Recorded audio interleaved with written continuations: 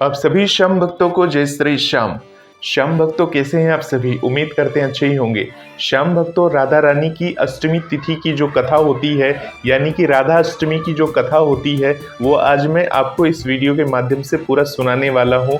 ऐसा माना जाता है जो राधा अष्टमी की व्रत कथा सुनते हैं उनके सभी पाप कट जाते हैं और उन्हें धन धान्य की प्राप्ति होती है और राधा रानी की विशेष कृपा की प्राप्ति होती है। अतः आप सभी इस कथा को पूरा सुने, लास्ट तक सुने, जिससे आपको राधा रानी की कृपा मिल सके।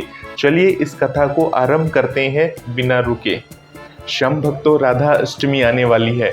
आपको पता है, अगर बाबा श्याम को प्रसन्न करना है तो राधा जी को सबसे पहले आपको प्रसन्न करना होगा, और राधा जी को आपने प्रसन्न कर लिया तो बाबा श्याम भगवान श्री कृष्ण सभी प्रसन्न हो जाते हैं। राधा माता गोलोक में भगवान श्री कृष्ण के साथ रहती थी। एक दफा भगवान श्री कृष्ण को गोलोक में राधा रानी कहीं नजर नहीं आई। कुछ देर बाद कन्हैया अपनी सखी बिरजा के साथ घूमने चले गए। यह बात जब राधा रानी को मालूम हुई तो उन्हें बहुत गुस्सा आया और वो सीधा कन्हैया के पास पहुंची। वहां पहुंचकर उन्होंने श्री कृष्ण को काफी भला बुरा कहा। राधा रानी का यह रवैया भगवान श्री कृष्ण के प्यारे मित्र सुदामा को बिल्कुल अच्छा नहीं लगा। सुदामा ने उसी वक्त बिना कुछ सोचे समझे राधा रानी को पृथ्वी पर जन्म लेने का श्राप दे दिया।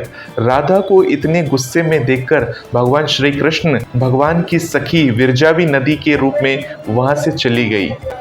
राधा ने सुदामा से श्राप पाने के बाद उन्हें राक्षस कुल में पैदा होने का श्राप दे दिया। राधा जी द्वारा दिए गए श्राप की वजह से सुदामा का जन्म शंखचूड़ दानव के रूप में हुआ। आगे चलकर वही दानव भगवान विष्णु का परम भक्त बना। दूसरी तरफ राधा रानी ने पृथ्वी पर वृषभानु के घर पुत्री के रूप में जन्म ले लिया था। राधा रानी का जन्म वृषभानु जी के घर तो हुआ, लेकिन उनकी पत्नी देवी कीर्ति के गर्भ से नहीं। दरअसल जिस समय राधा मैया और सुदामा ने एक दूसरे को श्राप दिया था, तभी भगवान श्री कृष्ण ने कहा था कि राधा आपको वृषभानु जी और देवी कीर्ति की पुत्री बनकर पृथ्वी पर रहना होगा। मनुष्य के अवतार में आपका एक वैश्य से विवाह होगा, वो मेरे अशावतारों में से एक ही होगा।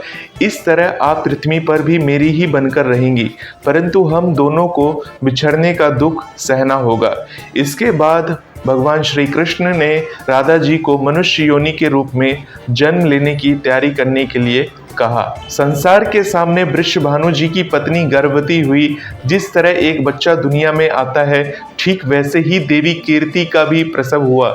लेकिन असल में राधा माता का जन्म देवी कीर्ति के गर्भ से नहीं हुआ था। भगवान की माया से उनके गर्भ में वायु भर गई थी। देवी कीर्ति ने उसी वायु को जन्म दिया। इस दौरान उन्हें प्रसव पीड़ा हो रही थी और वहां राधा माता के रूप में एक प्यारी सी कन्या ने जन्म लिया। भाद्र मास के शुक्ल पक्ष की अष्टमी के दिन राधा मैया का धरती पर जन्म हुआ था। तभी से हर साल इस दिन को राधा अष्टमी के रूप में मनाया जाता है। इस कहानी से हमें एक शिक्षा मिलती है, क्रोध एक बुराई है। क्रोध का जवाब क्रोध से ही देने से बातें और खराब हो जाती हैं। इसके कारण कई दुविधाओं का सामना भी करना पड़ सकता है।